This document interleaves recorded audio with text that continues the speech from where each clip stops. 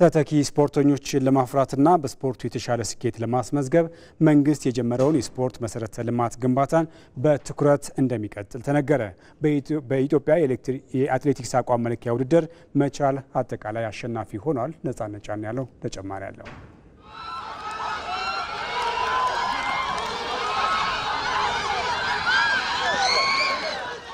በአዲስ አበባ ስታዲየም ቅጥር ግቢ በሚገኘውና በዓለም አትሌቲክስ እውቅና ባገኘው የመሮጫ መም ሲካሄድ የቆየው የኢትዮጵያ አጭር መካከለኛ የ3000 ሜትር መሰናክል የሜዳ ተግባራትና የእርምጃ ውድድር በመቻል አትሌቲክስ ክለብ አጠቃላይ አሸናፊነት ፍጻሜውን አግኝቷል። የዘንድሮ ውድድር የአትሌቶችን ችግር በፈታ መልኩ መካሄዱን አትሌቶቹ ተናግረዋል።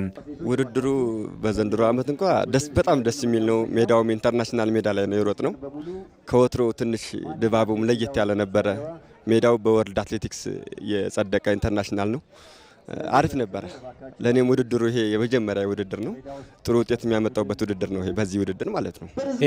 አንደርጎሚ ካናራቲ ስርማዴ ቤካ ጆሌንስ በረናም ወርከታ ጭጭሞዳ ከዚህ በፊት በዚህ ውድድር ላይ ተሳትፎ ያውቃል። በጣም ጠንካራ ተፎካካሪዎች ቢኖሩም ውድድሩን በጥሩ ምርጥ ሰዓት ያሸንፋል። ብዙ ጊዜ ለአጭር ርቀት ትኩረት አይሰጥም እንጂ ቢሰራበት ጥሩ ውጤት ማምጣት ይቻላል።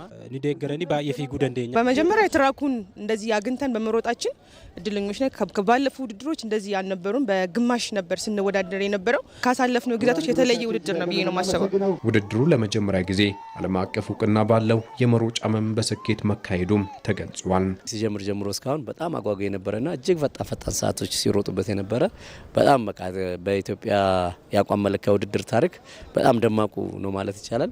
ለአትሌቶችም በተለይ ከ3000 ሜትር በታች ላሉት አትሌቶች ጥሩ እድል የከፈተና ራሳቸውን የሚያዩበት ለመጀመሪያ ጊዜ በኢትዮጵያ ደረጃ በወርልድ አትሌቲክስ ስታንዳርድ የተሰጠው ስታንዳርድ የተሰጠው ትራክ ላይ የተሮጠበት ነውና ለኛም በጣም ደስተኞች ነን ማለት ነው። ኮማንደር አትሌት ስለሺ ስህን በውድድሩ ተተኪዎች መገኘታቸውንም ጭምር ለኢቲቪ ስፖርት ተናግረዋል። ተተኪዎቹ በጣም አግኝተናል።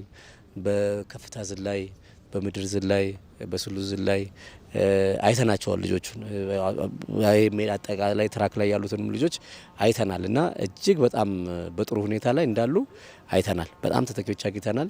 የባህልና ስፖርት ሚኒስትር ሻዊት ሻንካ መሰል ውድድሮች ለስፖርቱ ስኬት አስተዋጽኦ የጎላ ነው ብለዋል።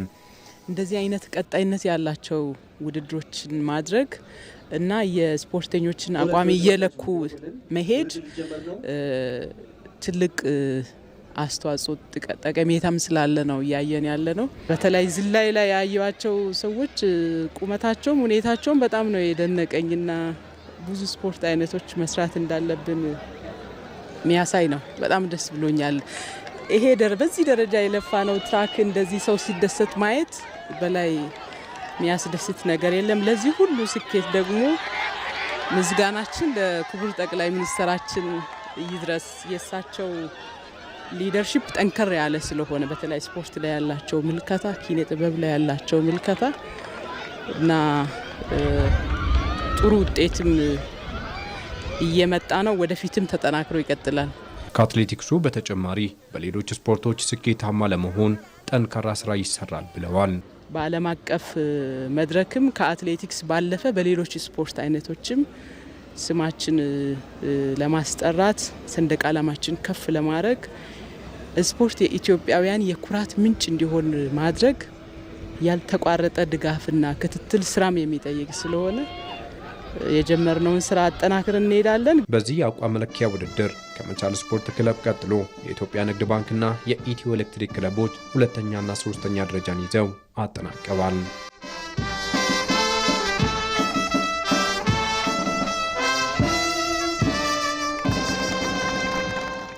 በአሜሪካ ፍሎሪዳ በሚካሄደው 46ኛው የዓለም አትሌቲክስ ሀገር አቋራጭ ሻምፒዮና ኢትዮጵያ በ20 አትሌቶች ትወከላለች። ላለፉት 45 ቀናት የፍሎሪዳን የአየር ንብረትና መልክዓ ምድር ታሳቢ ያደረገ ዝግጅቱን ሲያከናውን የቆየው የአትሌቲክስ ልዑካን ቡድንም ነገ ማምሻውን ወደ ስፍራው ያቀናል። ይበልጣል ሰውነት የዓለም ሀገር አቋራጭ ሻምፒዮና ሲነሳ የኢትዮጵያ ስም ቀድሞ መነሳቱ ግድ ነው። ኢትዮጵያ በዚሁ መድረክ ላይ ያላት ታሪክ የብቃት ብቻ ሳይሆን የጽናት የጥበብና ለዓመታት የዘለቀ የበላይነት መገለጫ ነው። ኢትዮጵያ በዓለም ሀገር አቋራጭ መድረክ ያላት ስኬት የጀመረው ከዛሬ ግማሽ ክፍለ ዘመን በፊት ነው። በተለይም እንደ መሐመድ ከዲር፣ በቀለ ደበሌና ደራርቱ ቱሉ ያሉ ገናና አትሌቶች የመሰረቱት የድል ጎዳና በኋላ ላይ በቀነኒሳ በቀለ አማካኝነት ወደማይደፈር ከፍታ ተሸጋግሯል። ሀገራችን በቡድን ደረጃም ቢሆን በወንዶችም በሴቶች ላለፉት 10 ዓመታት ከዋና ተቀናቃኛቸው ኬንያ ጋር በመፎካከር የዓለምን ትኩረት ስበዋል። ይህ ታሪክ ለዘንድሮ ቡድን ትልቅ ኩራትና መነሳሻ ነው። ለ46ኛው የዓለም ሀገር አቋራጭ ሻምፒዮና የተመረጠው የኢትዮጵያ ብሔራዊ ቡድን ላለፉት 45 ቀናት በከፍተኛ ዲሲፕሊን ዝግጅቱን ሲያደርግ ቆይቷል። አሰልጣኞችና አትሌቶች በጋራ በመሆን የፍሎሪዳውን ሞቃታማ የአየር ንብረትና የመልክዓ ምድሩን ገጽታ ግምት ውስጥ ያስገባ ልምምድ ሲያደርጉ መቆየታቸው ተነግሯል። አሰልጣኙን አንድ ማድረግ ነው መጀመሪያ ስራችን። አንድ ነው። አሰልጣኙ በጋራ ነው ቅድምና ወጣ። ከዛ በኋላ አትሌቱም አብሮ አንድ ነው እንዲሰሩ ነው። በአንድነት ከሰሩ ደግሞ ለውጥ መጥቷል። አሁን ለውጡ የመጣ አዋቂ ወንዶች ላይ ድሮ አብሮ የማይሰሩ ልጆች አብሮ እየሰሩ ከመጀመሪያው አሁን ለውጦች እያየን ነው። በተለይ ወጣት ሴቶች ላይ ባለፈውም ሻምፒዮን ነበር። ዘንድሮ ደግሞ በተሻለ ነበር የተዘጋጀ ነው። ቪዛ ስላጡ ነው። በቡድን እንግዲህ ባይኖርም በነጠላ የተሻለ ውጤት ያመጣሉ ብዬ አስባለሁ። አዋቂ ወንድ ላይም እንደዚሁ የተሻለ አለ። እንዲሁም አዋቂ ሴቶች ላይም ካሰብነው የተሻለ ውጤት ይመጣል ብዬ አስባለሁ። ሆኖም የዘንድሮ ጉዞ ያለምንም መሰናክል አልነበረም። ቡድኑ በ32 አትሌቶች ለመወከል አቅዶ የነበረ ቢሆንም በአሜሪካ ኤምባሲ ቪዛ ክልከላ ምክንያት በ20 አትሌቶች ብቻ ተወስኖ ለመጓዝ ተገዷል። ከአሜሪካ ኤምባሲ ገዎች ጋር እየተወያየን ያለ ነው። እንግዲህ የሚቀጥሉትም ሌሎች ውድድሮችም ስላለ ምን ማድረግ አለብን የሚለውንም ከወርልድ አትሌቲክስ ጋርም ከውድድር አዘጋጁ ሀገር ኤልኦሲ ጋር አሜሪካን ሀገር የሚኖረው ከነሱ ጋርም ውይይት ይኖረናል። ወደፊት የሚፈታበትን መንገድ ማለት ነው። የሀገር ውድድር ሲሆን አትሌቶች በዚህ ሁሉ በተለየ እይታ መታየት አለባቸው የሚለውን ስራዎች እየሰራ ነው ማለት ነው። ይሄ ቁጥር መቀነስ በቡድን ውጤት ላይ ጫና ሊፈጥር ቢችልም ወደ ስፍራው የሚያቀኑት 20 አትሌቶች ግን ጥራት ከብዛት በሚል መሪ ቃል የአንበሳውን ድርሻ ለመወጣት ቆርጠው ተነስተዋል። እነዚህ አትሌቶች የራሳቸውን የግል ስኬት ብቻ ሳይሆን በቪዛ ምክንያት በሀገር ቤት የቀሩትን ጓደኞቻቸውን ድካም ጭምር የሚያካክስ ድል ለማምጣት ቃል ገብተዋል። ቡድኑ መጀመሪያ ላይ ባቀደው መሰረት በ32 አትሌቶች ቢወከል ኖሮ በአራቱም ዘርፎች በአዋቂ ወንዶችና ሴቶች፣ በወጣቶች ወንዶችና ሴቶች ሙሉ ተሳታፊ ይሆን ነበር። ይሁን እንጂ በቪዛ ክልከላው ምክንያት የተሳታፊዎች ቁጥር ወደ 20 ዝቅ ማለቱ በተለይም በወጣቶችና በድብልቅ ዱላ ቅብብል ላይ ስልታዊ ለውጥ ለማድረግ አስገድዷል። እነዚህ ልጆች ባላቸው ውጤት ለምሳሌ ሪሌ ላይ ያለው 4ኛ የወጣ ልጅ ነው የመጣ። ሌሎቹንም ቀደም ብሎ ባላቸው ውጤት ከማናጅመንትና ከክለብ አሰልጣኞች ጋር ተነጋግረን ማን ከማን እንደሚሻል አሰልጣኞች ወስነን ነው የመጡት። ፈጣን ልጆች ናቸው። ቀደም ብሎ የነበራቸው ፐርፎርማንስ ባላቸው ነው። አሁን ቅርብ ጊዜ ስለመጡ ባላቸው ፐርፎርማንስ ነው እነዛ የምናካፍለው እንጂ ሙሉ ትሬኒንግ ላይ አልተገኙም። ስለዚህ ያው ባላቸው እነዚህን ደግፉ ነው። የፍሎሪዳ ውድድር በቴክኒክ ረገድ ፈታኝ እንደሚሆን ይጠበቃል። ይሁን እንጂ የኢትዮጵያ አትሌቶች በማንኛውም መልክዓ ምድራዊ አቀማመጥ ላይ የመሮጥ ብቃት እንዳላቸው በተደጋጋሚ ጊዜ አስመስክረዋል። ቡድኑ ማክሰኞ ምሽት ወደ አሜሪካ የሚያቀና ሲሆን ቀደም ብሎ መድረሱ ከአየር ንብረቱ ጋር ለመላመድ ይረዳዋል ተብሎ ይታሰባል። ኢትዮጵያ በዓለም ሀገር አቋራጭ ያላት ገናናነት በአንድ አጋጣሚ የሚገኝ ሳይሆን በጠንካራ ስራና በትውልድ ቅብብሎሽ የመጣ በመሆኑ በዘንድሮ መድረክም አረንጓዴ፣ ቢጫና ቀዩ ሰንደቅ ዓላማ በፍሎሪዳ ሰማይ ስር ከፍ ብሎ እንደሚውለበለብ ይጠበቃል። መላው የኢትዮጵያ ሕዝብም እንደ ወትሮ ሁሉ በአትሌቶች ላይ ትልቅ እምነት ጥሏል። በ13ኛ ሳምንት የሲቢ የኢትዮጵያ ፕሪሚየር ሊግ ሲዳማ ቡና መሪነቱን አጠናክሯል። ትላንት በአዳማ ሳይንስና ቴክኖሎጂ ዩኒቨርሲቲ ስታዲየም የተደረገው የሲዳማ ቡናና ሀዲያ ሆሳዕና ጨዋታ በመሪው ሲዳማ ቡና 2-0 አሸናፊነት ተጠናቋል። ተከታታይ ድሉን ያስመዘገበው ሲዳማ ቡና ነጥቡን ወደ 28 ከፍ አድርጓል። በአዲስ አበባ ስታዲየም ከነገሌ አርሲ የተጫወተው መቻልም 2-0 ተሸንፏል። በሌላ ጨዋታ ደግሞ ሸገር ከተማ ከኢትዮጵያ ንግድ ባንክ አንድ አቻ ተለያይተዋል። ዛሬ ባህር ዳር ከተማ ከድሬዳዋ ከተማ ሲጫወቱ ኢትዮጵያ መድንም ከመቀለ ሰባ እንደርታ በአዳማ የሚያደርጉት ጨዋታ ይጠበቃል።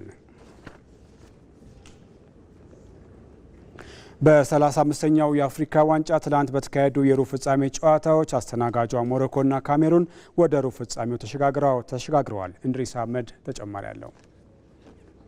በመጨረሻም ባፋና ባፋናዎቹ ከአፍሪካ ዋንጫ ድል ተናጥበው ከ3 አስርታት ለላቀ ጊዜ እንደቆዩት ሁሉ አሁንም ለተጨማሪ ዓመታት እንደሚቀጥሉ ያረጋገጠ ሽንፈት ትላንት ምሽት ደርሶባቸዋል።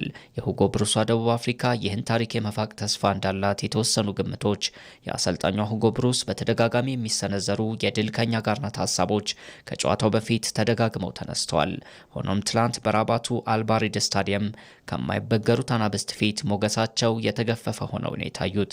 የዴቪድ ፔጓ ካሜሩን ከ2017 ድሏ በኋላ ወደ 6ኛ የአፍሪካ ሻምፒዮንነት አንድ እርምጃ ተጠግታለች። ጁኒየር ቻሜዶና ክሪስቲያን ኮፋን የካሜሩንን የማሸነፊያ ግቦች ያስቆጠሩ ተጫዋቾች ናቸው። ደቡብ አፍሪካዎቹ ውጤቱን ለመቀልበስ እስከ መጨረሻዎቹ ደቂቃዎች ያደረጓቸው ሙከራዎች የተሳኩ አልሆኑም። የኤቪደንስ ማጎፓ የ88ኛ ደቂቃ ግብን ቢሆን ከሽንፈት የታደጋት አልሆነም። በአስቸጋሪ ሁኔታዎች ውስጥም ቢሆን በጠንካራ የቡድን ስራችን ያሳካነው ድል ልዩ ደስታ ፈጥሮብናል ያሉት የካሜሩኑ አሰልጣኝ ዴቪድ ፔጎ ሲሆኑ ባይገባንም አቅደን የመጣ ነው ለዚህ ባይሆንም የህይወት አንድ አካል ነው የሚለው የደቡብ አፍሪካው አሰልጣኝ ሁጎ ብሩስ የድህረ ጨዋታ ሀሳብ ሆኗል።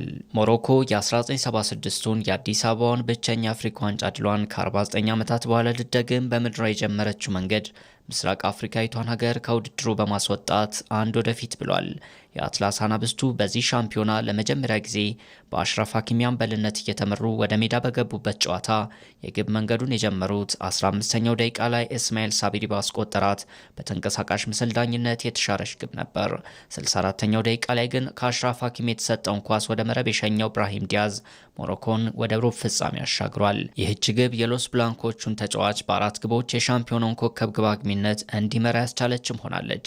የምስራቅ አፍሪካ ሌላኛው ተሰናባች ሀገር ታንዛኒያ አሰልጣኝ ሚጉኤል ጋሞዲ እስካሁን ባደረግነውና በሆነው ሁሉ ደስተኛ ነኝ፣ ወደፊትም ከዚህ በተሻለ መንገድ እንደምንቀጥል ተስፋ አደርጋለሁ ያሉ ሲሆን ዋሊድ ረግራጉ የመጣንበት መንገድ ቀላል ባይሆንም አሁንም ወደ መጨረሻው ድል ግስጋሴያችንን እንቀጥላለን ብለዋል። በምሽት የጥሎ ማለፍ ጨዋታዎች ድል የቀናቸው ብሔራዊ ቡድኖች ካሜሩንና ሞሮኮ በሩብ ፍጻሜው የሚጫወቱ ይሆናል።